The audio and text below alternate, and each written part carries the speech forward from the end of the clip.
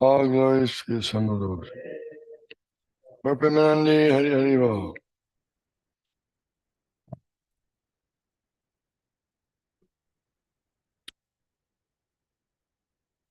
Om Namo Bhagavate Vasudevaya. Om Namo Bhagavate Vasudevaya. Om Namo Bhagavate Vasudevaya.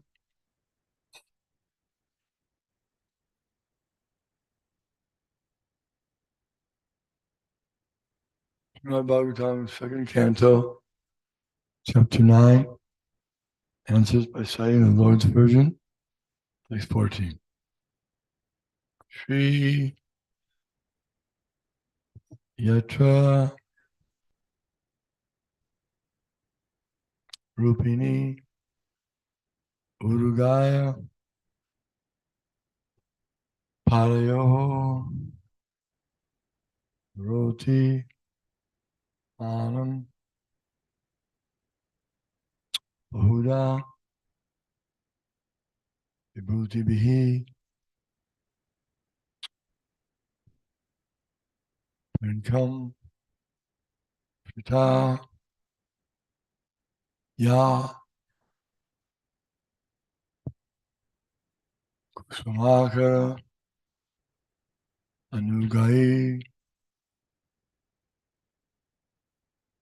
Vigyamana Priyakarma Gayati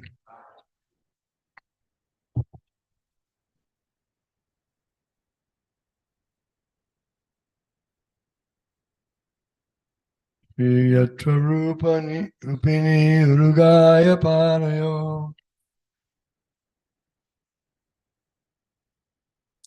Karoti Manam Bahuda Vibhuti Bihi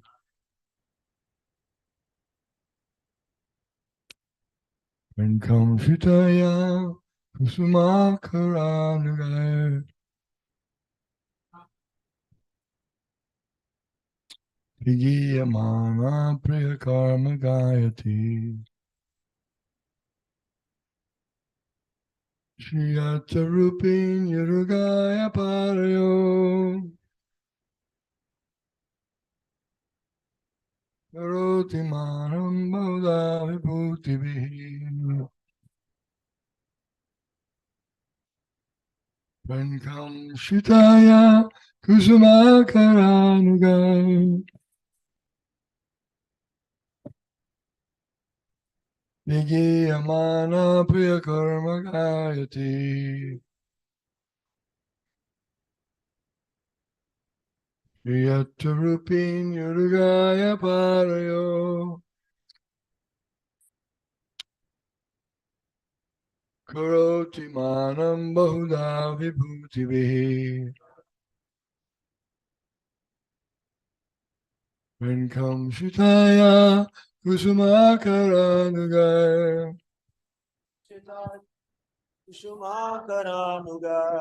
Vigyamana Priyakarma Gayati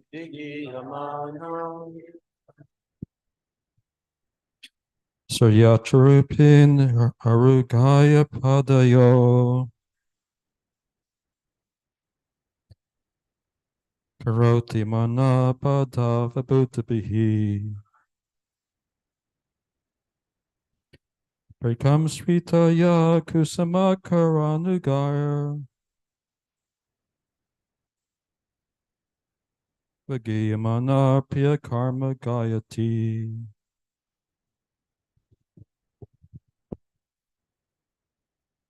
Shriyacharupi Nurugaya Padayo Karoti Manang Bahudha Vibhuti Bhi Prinkang Shitaya Kusumakaranugar Viki Yamana Priya Karma Gayati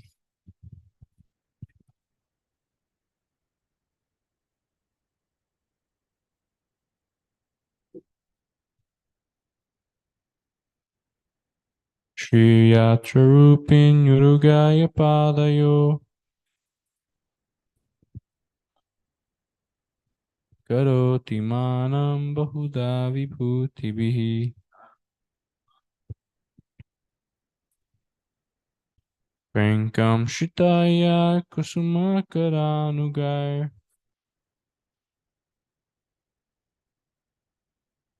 Vigiyamana Priyakarma Gayati.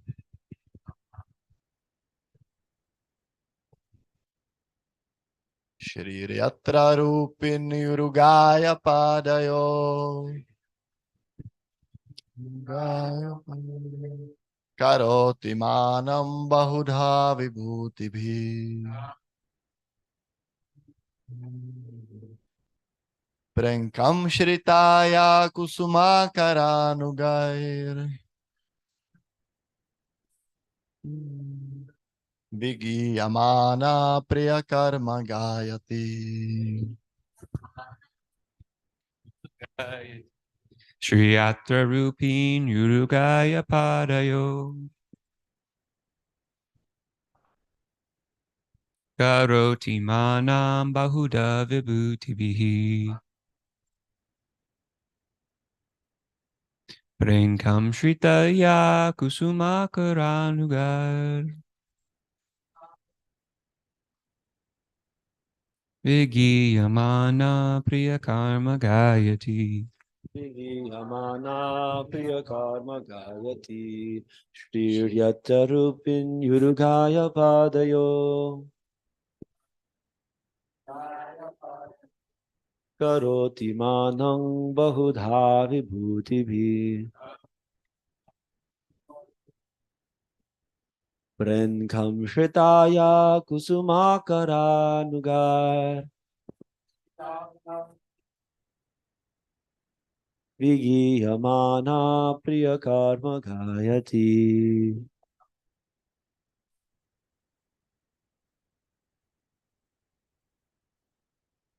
Shri Yatra Rupin Yurugaya Padayor Karoti Manam Bahudha Vibhutibhi Venkam Shritaya Kasumakaranugayar Vigiyamana Priya Karma Gayati.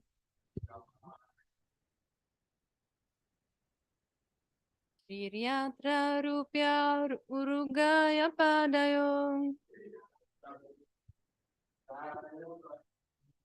Karoti Manam Bahudha Vibhutibhi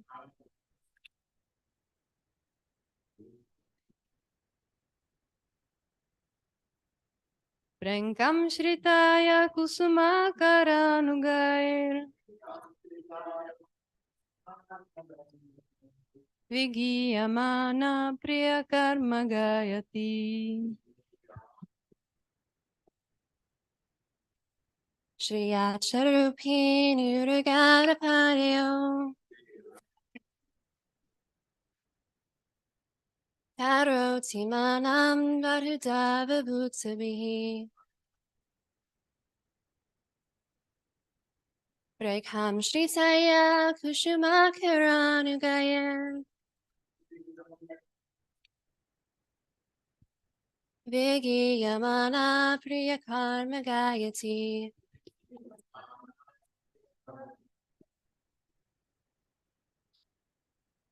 Shri Yatra Rupini Uragaya Padayo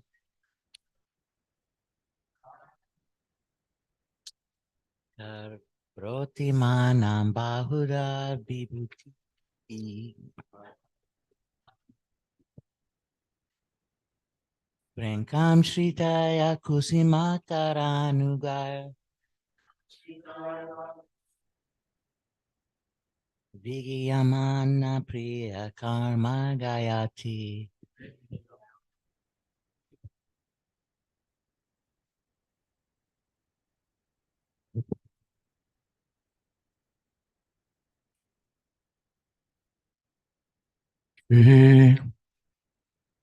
The goddess Fortune,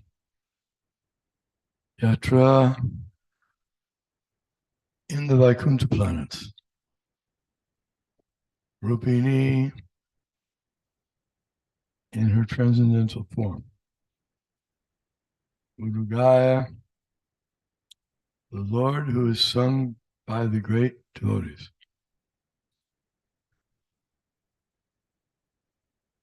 Harayo, under the lotus feet of the Lord. Karoti does, manam, respectful services, Bahuda, in diverse paraphernalia, Vibhuti Bihi, accompanied by her personal associates, Prenkam, movement of enjoyment, Shrita, taking shelter of, Ya, who, Kusumakara, spring, Anugai, by the black bees, Hhdgm, being followed by the songs, Priya Karma, activities of the dearmost, Gayati, singing. The goddess of fortune, in her transcendental form, is engaged in the loving service of the Lord's lotus feet,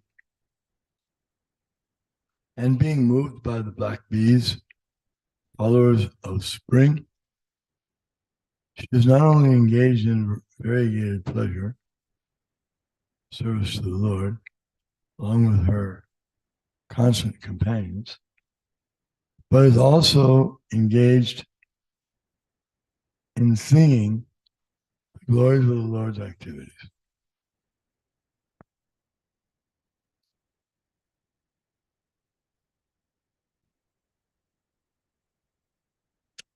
No purport.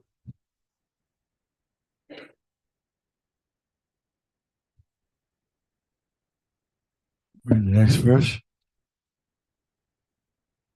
Tadarsha Patrakila Sattvatam Patim Shriya Patim Yagapatim Jagat Patim Sunandananda Prabhalar Hanadivi Parsha Agrai Vaisevitam Vigum. Lord Brahma saw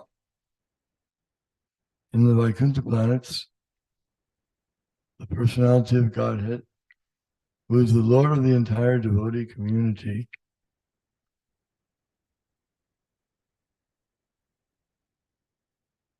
Lord of the goddess of fortune, the Lord of all the sacrifices, and the Lord of the universe, and who is served by the foremost servitors like Nanda, Sunanda, Prabhala, and Arhanan, his immediate associates. Report.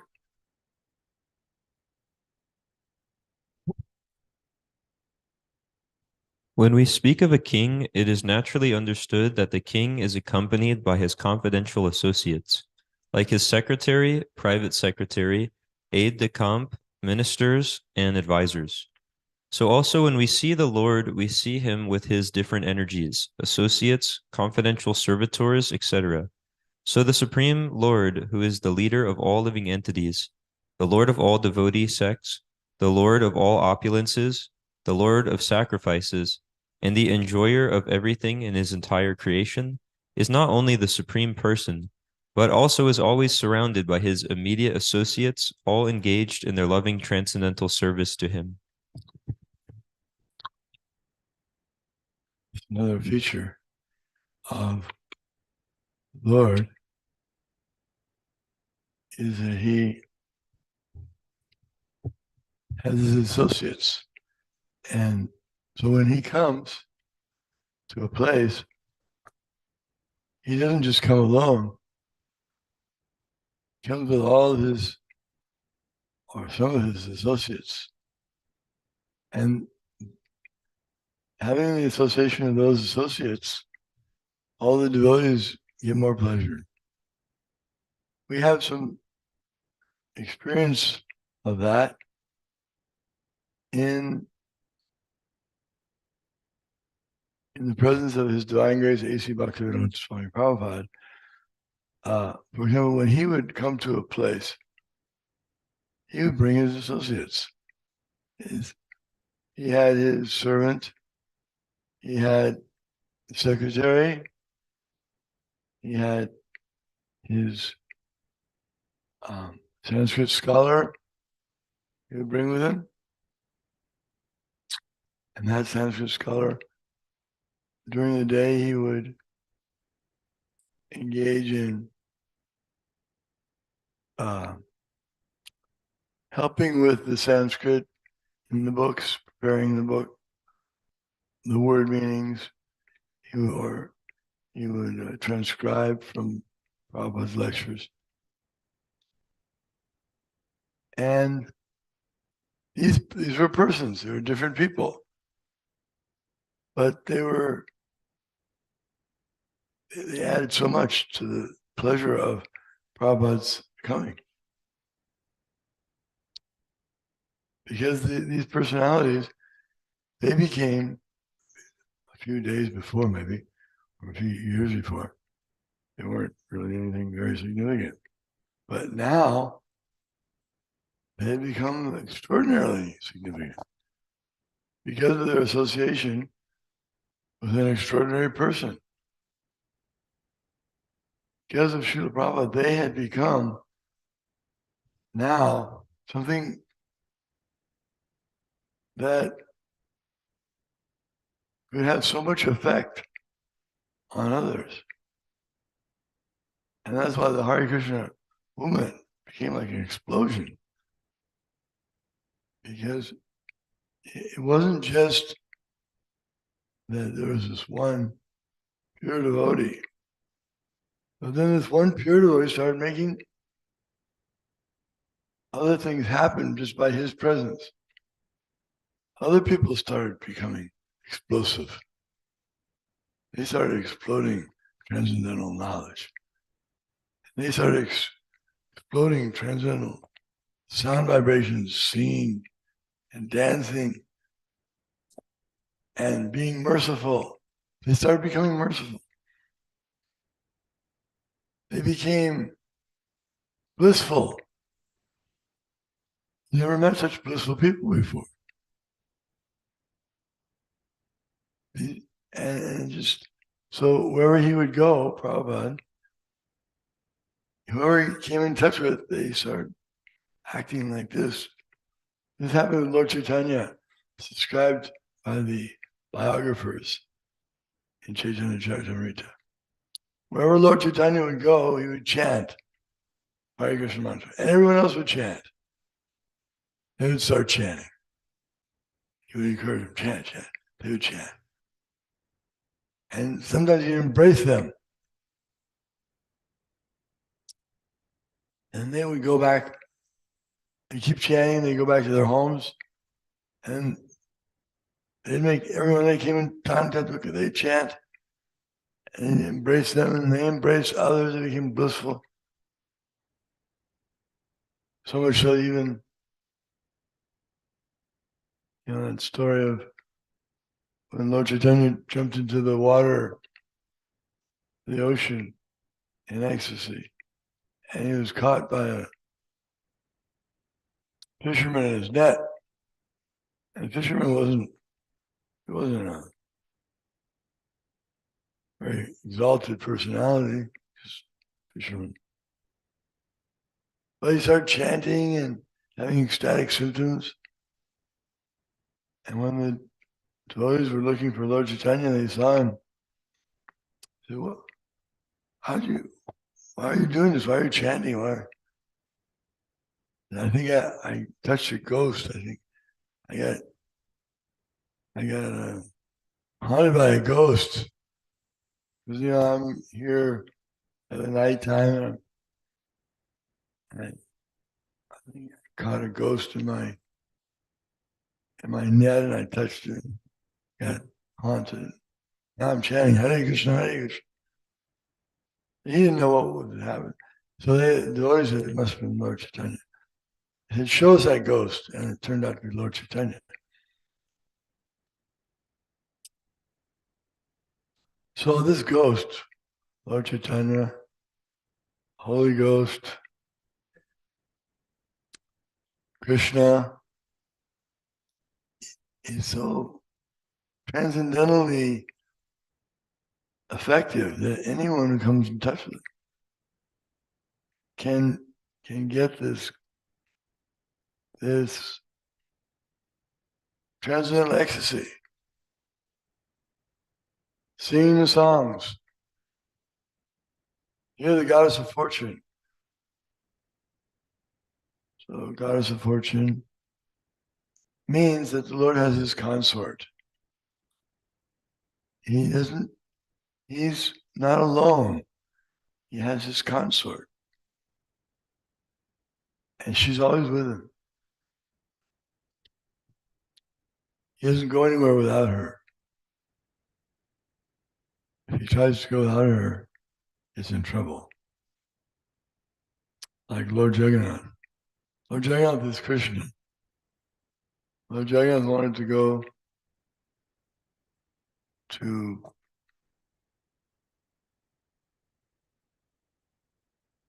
the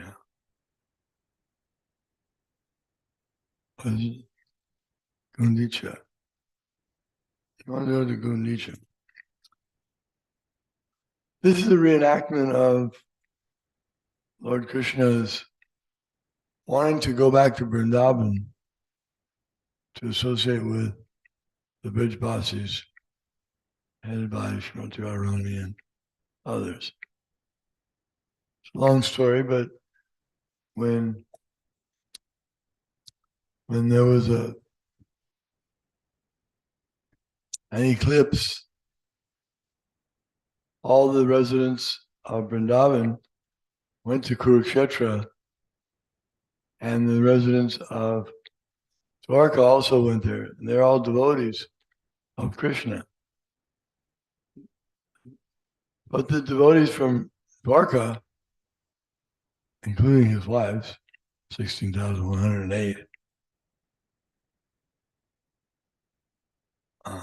they were there, and their husband Krishna was there.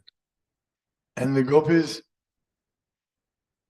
large number, there's no counting how many gopis there were. They came, and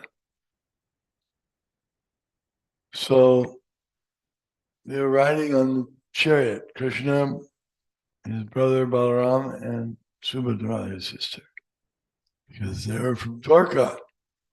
And the residents, such as Radharani and the gopis, they saw them there.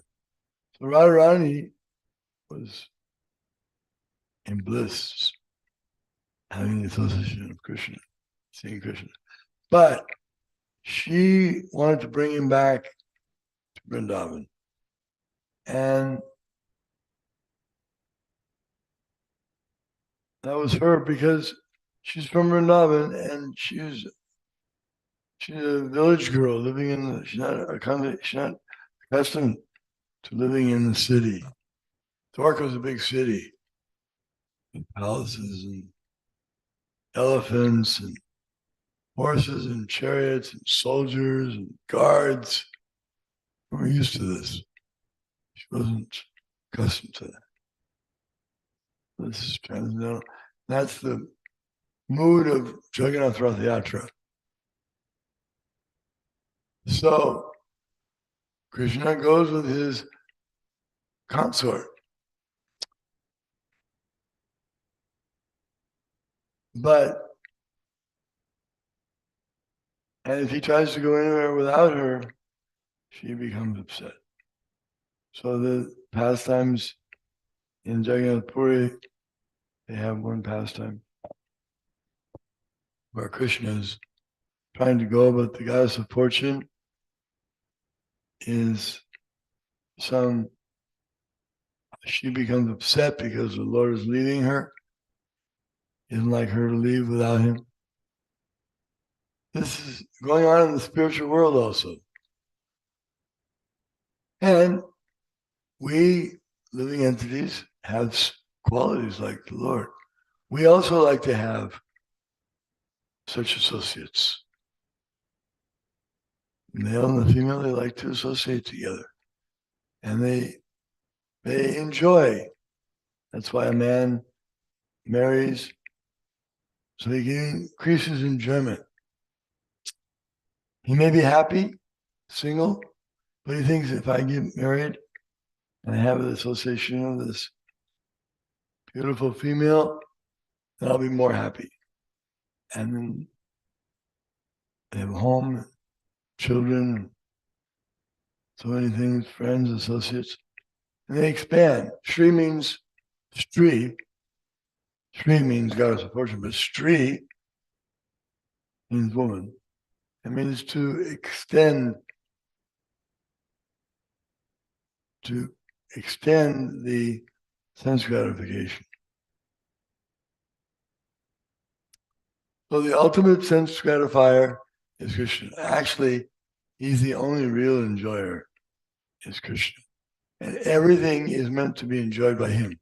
Bhoktanam jagatapasam. He's the bhokta, the enjoyer of everything, because everything belongs to him. Sarvaloka Maheshwaram.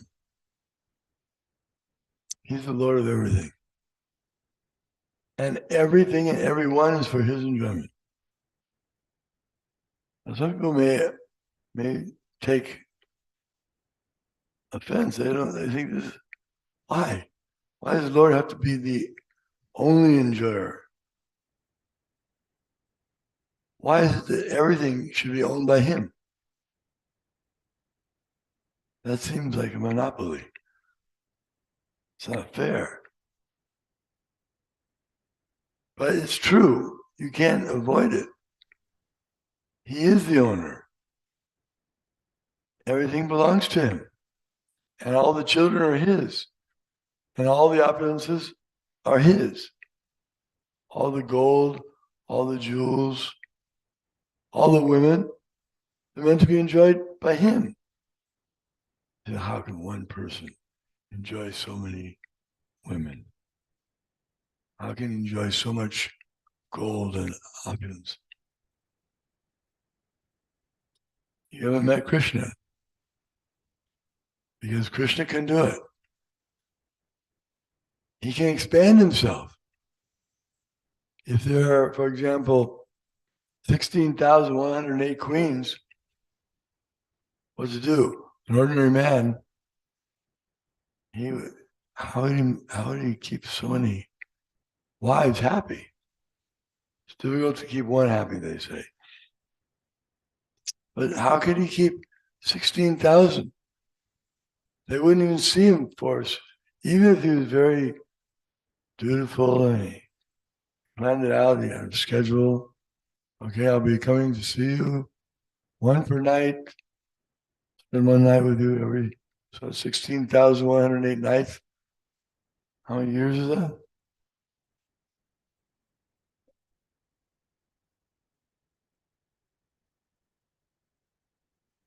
No one has a calculation?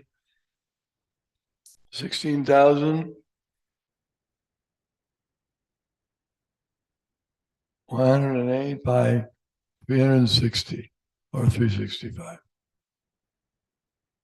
Thank you. So 44 years they have to wait for Krishna to spend the night with him, their husband. So Krishna, he thought they won't be satisfied with that. Even he's Krishna. He doesn't take it that I'm Krishna. Let them wait. So when I'm there, then they'll be happy enough. He doesn't do like that. He could do that. But he's so thoughtful. And he's got so much transcendental potency and so many energies. He expands himself into 16,108 Krishnas. And they're all exactly the same.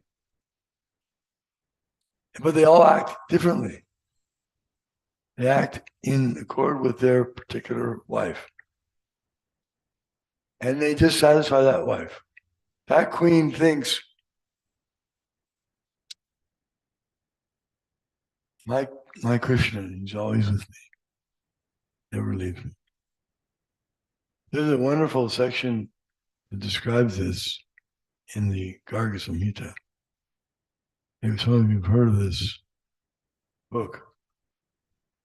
You haven't read that part yet. Has anyone read that part about? I don't think it's published yet. Still to be published. If Krishna wants, it'll be published soon. So,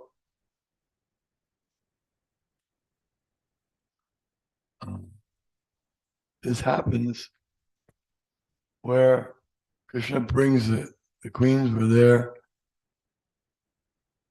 and Narad Muni, there's some pastimes of this described in the Bhagavatam. There's others ones. But Narad Muni goes to the queens, and he sometimes tries to incite some transcendental competition between them to increase the pleasure, to make everyone happier, to make Krishna more blissful, make them more blissful, everyone more blissful. So there was one event that took place during the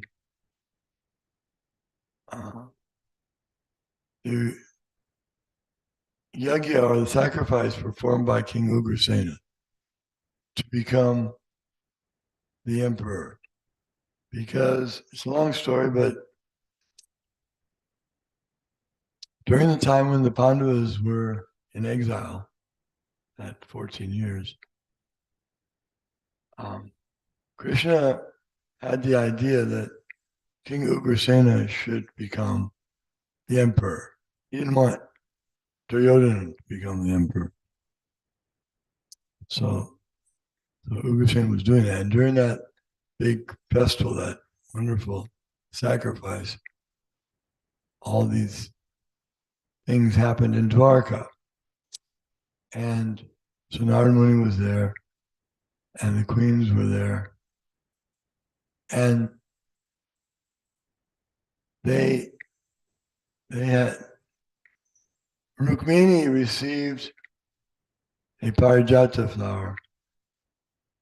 We know about that.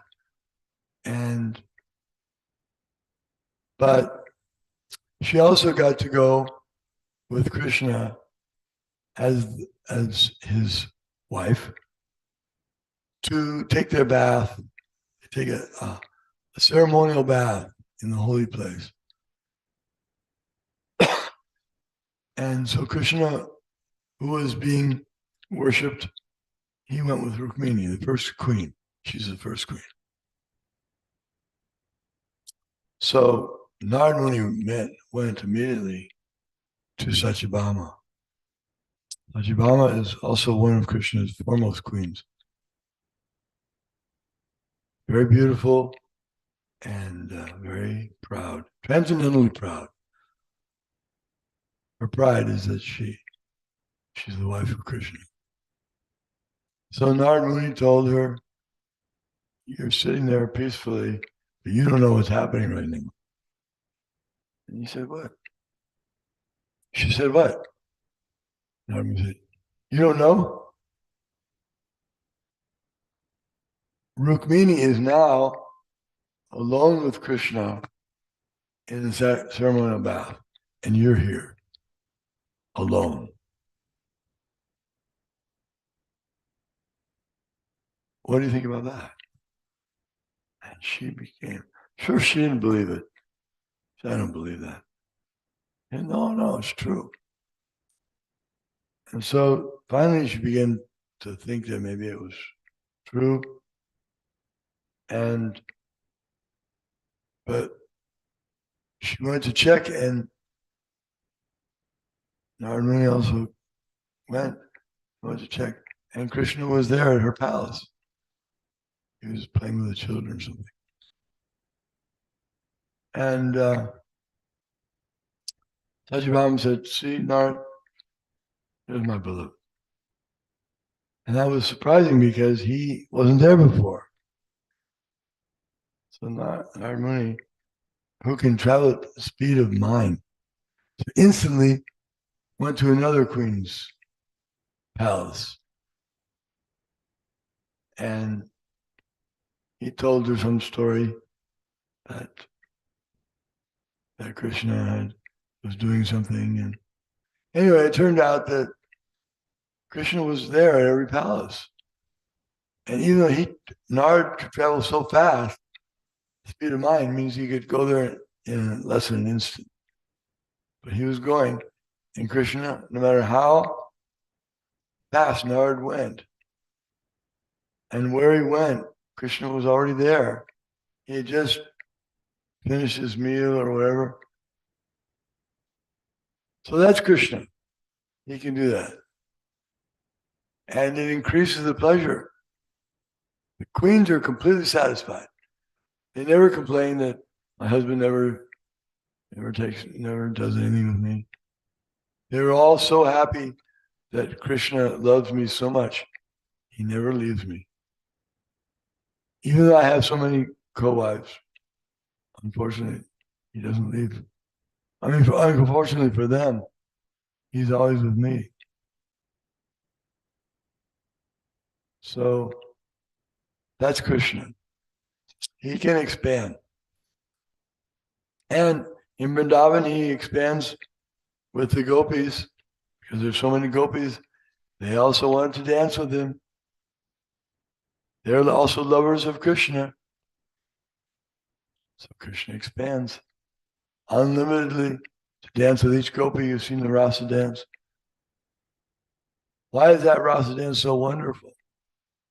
Because Krishna's there, Radharani's there, gopis are there, and Krishna is expanding into so many forms. He's dancing with all of them, and their jewelries swaying and making jingling sounds. It becomes a concert. It says like that. The jingling of the bangles, and it became a concert.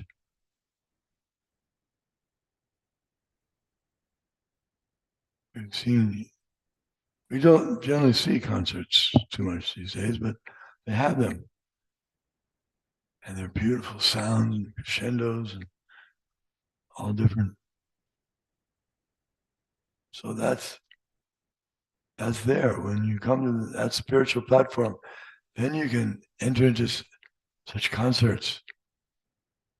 Now we go to the concert, become degraded, listen to guitars and become intoxicated. But there, the transcendental concerts are so blissful. Everyone becomes Madhupuri, they call it. Even the demigods, Brahma, Shiva, Indra, they all dance. They become mad in ecstasy. Everyone's chanting. That's a real concert. Everyone's intoxicated with transcendental love for Krishna, dancing, singing, and playing instruments. The instruments are also, in the spiritual world, they're also beings. They're alive. They're fully conscious, and they know how to play their sounds. They know how to do their sounds for that particular instrument. Everything there is for serving Krishna. All the different instruments, all the living entities, everyone is meant to serve Krishna. He's Ekale Ishvara Krishna Arasavabricha. He's the one Ishvara controller. And everyone else is his servant. Everyone. Goddess of fortune. That's the point here. she's also serving. She can, when the queens met with they met with Draupadi also. Draupadi is the wife of the Pandavas. They were discussing about their husbands, and Draupadi said, "Could you please explain how you got to marry Krishna?" So the chief queens, they all explained the story, and Draupadi was listening. It's in the Bhagavatam. And they're all describing, and then Krishna came and he kidnapped me, and he fought with all the kings. They came after him. He single-handedly defeated them all. And then he took me back and he married me, and he's kindly allowed me to be his maidservant. Even though she's his wife, so queen and so respected and treated with the utmost respect, still she considers herself the eternal servant of Krishna. Everyone is the eternal servant of Krishna. And if we don't know that yet, then we have to try to be a competitor to Krishna, that we're going to show that we can also be the enjoyers. We can be the owners. We can be powerful. And so everyone's trying to do that in the material world. All the living entities are trying to show how they are great. And they make big displays. According to their means, they make as big a display as they can. If they have more means, they say, "I have a big house." And everyone will see this house and say, "Who's the owner of that?" See my name. It's there. My name is there. I have my guards. I have dogs. Other guards, and I have fences, and I have security systems to prove that I'm great. Everyone's trying to do that. And the woman, she's making the man think that he's very powerful and everything, but actually she has him controlled. If she's really expert, she controls the man. Even was it the king, Cleopatra? Yeah. Whoever the king was, he was controlled by her. So the woman controls in her own way. And everyone's trying to control and be powerful and be the leader and have everything. Everyone respect them. But that position is only meant for Krishna. He's the only one qualified to take it. And he's the only one who can take it. Nobody else can really do it. How can you reciprocate with so many millions of persons who are trying to get your attention, some relationship? You can't do it. You can't even remember their names. But Krishna can do it. He can expand. And he does it as we see when he comes to earth, he displays a little bit of his opulence. And he performs these pastimes where he expands himself. Just to give us the idea, not just to, there's so many reasons. He does everything, full of reasons. But part of the thing is that we can see how Krishna is enjoying with his different devotees and servants. And the spiritual world is in expansion unlimitedly. Krishna has expanded into so many different Vaikunthas. He's enjoying there. So nobody has to worry that if I go back to the spiritual world, I'm going to be waiting in line to see Krishna for so many years. and I'll just be another person. I'll be neglected, and I'd rather stay here. No, everyone there is Krishna pays full attention to every devotee. No devotee ever feels that they're neglected. And even if Krishna apparently neglects them, like the gopis, he apparently neglected them because he went away from Vrindavan for so many years. Even Radharani, she had a curse. She was cursed that although she'll be Krishna's favorite, she'll be separated from him for 100 years. That was a curse. And that actually happened to her. So Radharani's living without his association for 100 years. So that seems like what a terrible thing that Krishna could do to her, his chief devotee. But he's not, even if he appears to be not there, he has his bhava expansions. So Krishna was there in his bhava expansion. And so they're getting that association. That's a very elevated topic.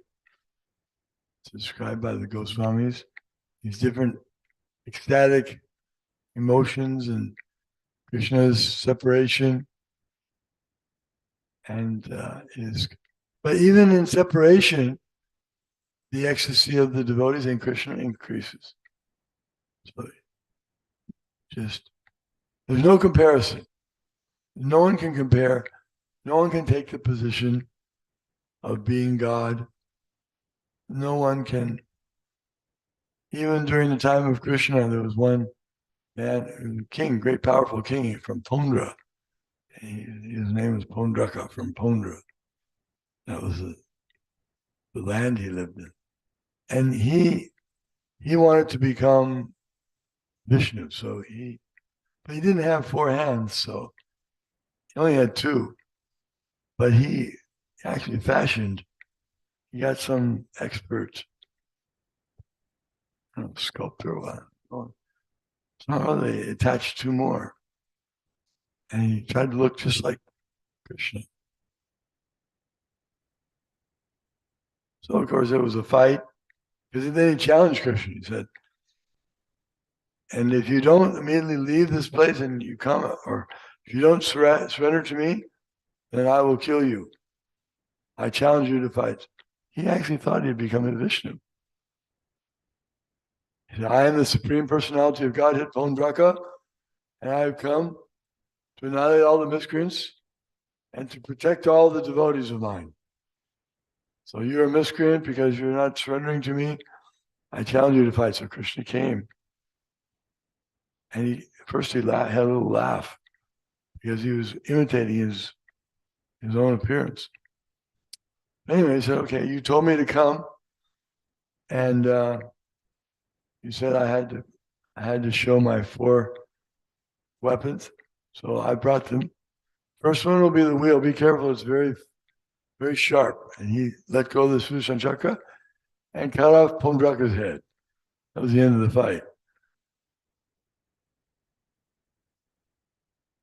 So you can't imitate Krishna. That doesn't work. You just have to surrender to being one of his servants. And you'll be happy. There's so many stories of demons who became devotees by touching Krishna, coming in contact with him, and they became completely satisfied to be the devotees of Krishna. So even if you're not considering yourself a devotee of God now, you'll be happy when you do, when you come in contact with Krishna.